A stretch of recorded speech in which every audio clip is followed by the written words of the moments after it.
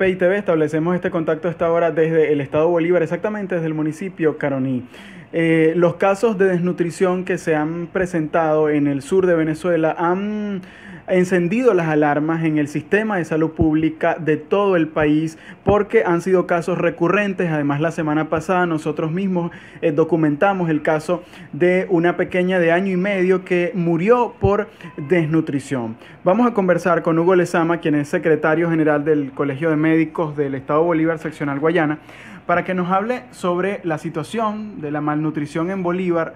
Si nos puede dibujar cómo está el panorama y por qué están ocurriendo estos casos de desnutrición. Bueno, no, el panorama que está ocurriendo actualmente en Ciudad Guayana es espeluznante, desde todo punto de vista, pero bueno, en este momento estamos hablando de la nutrición en los lactantes menores y mayores, y también está ocurriendo este fenómeno de desnutrición en los preescolares y escolares. Pero más importante, o sea, que es más grueso, es lo que nosotros vemos en nuestros lactantes menores, sobre todo en recién nacidos y en bebecitos de 1, 2, 3 y 4 y 6 meses. Nos llega diariamente en mi consultorio de 6 a 8 casos de pacientes desnutridos. Por cualquier razón las madres no pueden amamantar o no están alimentándose adecuadamente, y esto disminuye el aporte calórico que debe recibir un lactante que está prácticamente supeditado a la leche materna, pues debiera recibir exclusivamente leche materna en los menores de 6 meses. Sin embargo, cuando la mamá quieren complementar la alimentación porque no pueden o no producen suficiente leche sus mamas, se encuentran con la triste realidad que una 450 gramos de fórmula infantil está por encima de los 300.000 bolívares. Casi un salario mínimo. Exacto, casi un salario mínimo. Y un bebecito que está lactando, un bebecito de 1 mes de edad, se toma un 450 gramos de leche de fórmula, de este tipo de fórmula, en 2 o 3 días.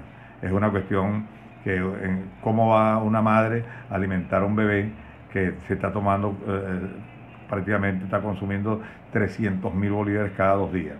Es una cuestión que es insostenible por el presupuesto familiar. Lamentablemente no vemos la luz al final del túnel, no vemos que el gobierno le esté tomando seriedad a la situación que está ocurriendo, sobre todo en la alimentación infantil. Tenemos muchos muchachitos desnutridos, lactanticos, que no están recibiendo sino nada más simplemente agua de arroz, agua de avena, agua de cebada, porque las mamás no tienen para comprar una fórmula en este precio. Afortunadamente, yo soy uno de los pioneros acá en Ciudad Guayana, que estamos comenzando a alimentar a los bebés con la leche de cabra.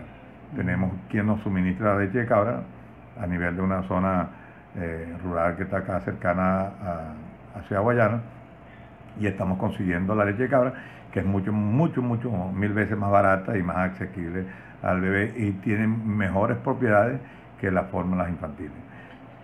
Ahora, doctor, hablemos de lo que representa para el país, y no digo para Venezuela, para cualquier país del mundo, que una generación esté malnutrida, que los niños estén pasándola muy mal por la malnutrición.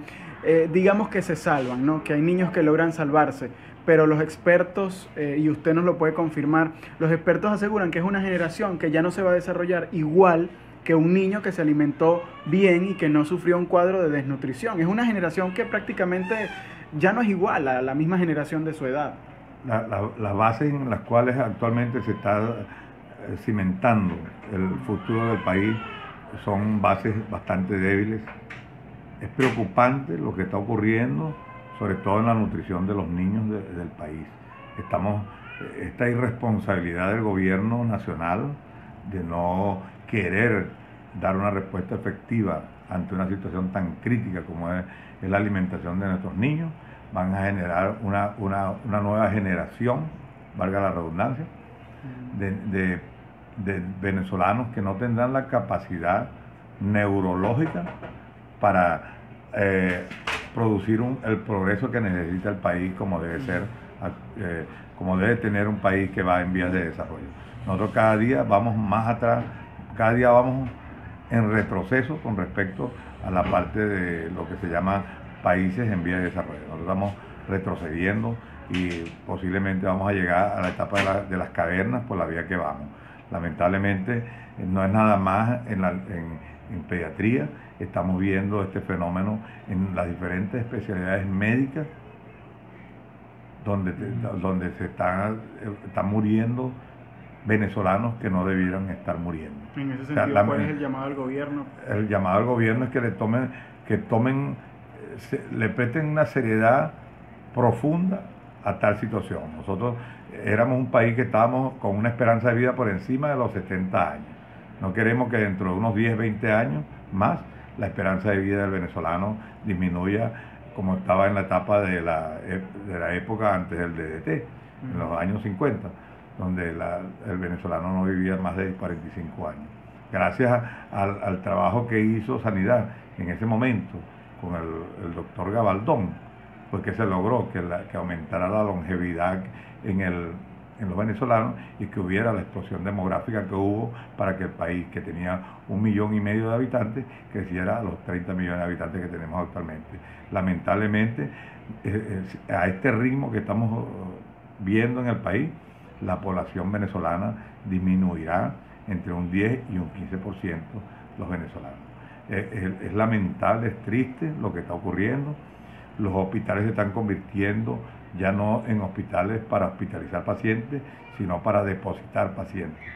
Si nosotros nos dirigimos a las áreas de hospitalización de adultos y de niños en los hospitales, sobre todo en la parte de traumatología, vemos como hay pacientes que pasan de 70, 80 y 90 días hospitalizados esperando una prótesis que nunca llegará, esperando un material de síntesis que nunca llegará, esperándose cualquier tipo de material traumatológico que lamentablemente en las condiciones que estamos actualmente viviendo en el país se hace casi imposible resolver este problema por la vía que nosotros anteriormente lo resolvíamos inmediatamente en la época cuando éramos un país que tenía la bonanza petrolera, que nos facilitaba conseguir medicamentos y equipos médicos y equipos médicos quirúrgicos, prótesis y todas esas cosas a un precio donde el Estado financiaba una parte y la otra parte la financiaba la parte privada, en el caso de la privada, y la otra parte se le regalaba al venezolano que necesitaba ese tipo de material para resolver su problema de salud. Actualmente no hay los materiales en las instituciones públicas, y para la parte privada una prótesis de cadera, por ejemplo, cuesta 20 millones de bolívares. Tú me dirás cómo hará una persona para conseguir 20 millones de bolívares para comprar una prótesis de cadera. O sea, es importante que el gobierno nacional le tome seriedad a esta cuestión. Nosotros no puede ser que el país sea un país presidencialista. O sea, ¿para qué existen los ministerios? Los ministerios tienen que ser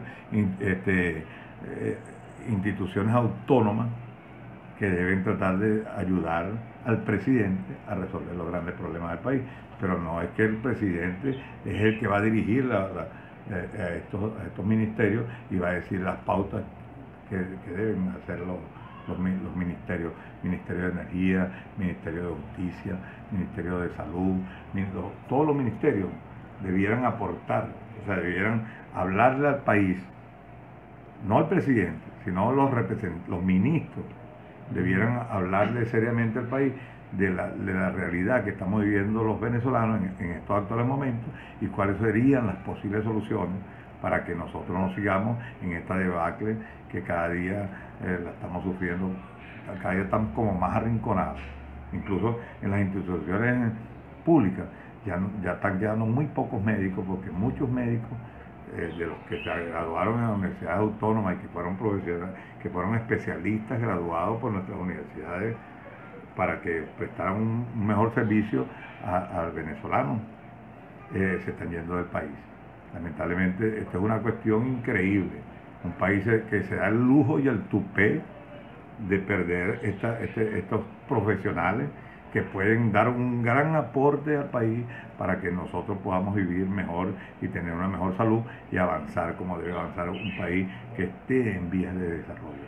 No sé cómo iremos nosotros a resolver este problema, pero nosotros tenemos las potencialidades. Lo que pasa es que esas potencialidades están siendo secuestradas por personas inescrupulosas que lo único que piensan es en el beneficio propio y no piensan en el beneficio del venezolano que está sufriendo actualmente para conseguir una latica de leche, para conseguir un kilito de arroz, un kilito de azúcar, un medio kilo de carne y para poder medio alimentarse y medio vivir. Es una cuestión que esto no había ocurrido en toda la historia de Venezuela y actualmente la estamos viviendo en carne propia. Es triste y lamentable. Incluso con el paludismo se mueren las personas esperando el tratamiento en las puertas de los ambulatorios donde dan el tratamiento antipalúdico. Hace 2 semanas, se murieron 5 pacientes en las afueras del ambulatorio de Manoa esperando que le dieran el tratamiento para el paludismo. Y el tratamiento antipalúdico, que es un tratamiento que lo debe manejar el gobierno nacional, está siendo bachaqueado por personas inescrupulosas que están de alguna forma ligadas a sanidad. O sea, eso lo sabemos todos, pero ¿quién le pone el cascabel al gato? ¿Quién le pone el cascabel al gato cuando nosotros transitamos por las calles de Ciudad Guayana y vemos que en cada esquina están vendiendo fórmulas infantiles al precio que le da la gana y otros alimentos, personas que no tienen ni patente de comercio, no son locales comerciales y sin embargo nosotros pasamos y vemos cómo existe esta venta y no hay nadie de las autoridades gubernamentales que le ponga un coto a esta situación. O sea, estamos cayendo en un país que prácticamente es un caos. O sea, este es un país caótico donde se va a imponer será la ley del más fuerte. Y nosotros vemos cómo la gente desesperada está tomando las calles, cómo la gente desesperada está saqueando algunos negocios, incluso hasta a los mismos bachaqueros los han saqueado. Porque la gente desesperada no tenemos medicamentos, no tenemos antibióticos, no tenemos desparasitantes, no tenemos expectorantes, no tenemos medicamentos para la fiebre y los que se consiguen bachaqueados y a unos precios exorbitantes que, bueno, la gente está haciendo todo el esfuerzo para tratar de conseguirlo. Y los tratamientos antipalúdicos, ¿cuánto cuesta un tratamiento completo antipalúdico? 1 grama de oro, 1 o 2 gramas de oro. Y sabemos que las gramas de oro están por encima de los 900.000 bolívares. Entonces, ¿cuánto cuesta un tratamiento completo antipalúdico? Y ese tratamiento antipalúdico, ¿quién se lo dio a esa persona que vende ese medicamento? ¿Quién se lo dio? Y no se consigue el medicamento en las instituciones del Estado, siendo que este es un medicamento de manejo exclusivo o casi exclusivo del Estado.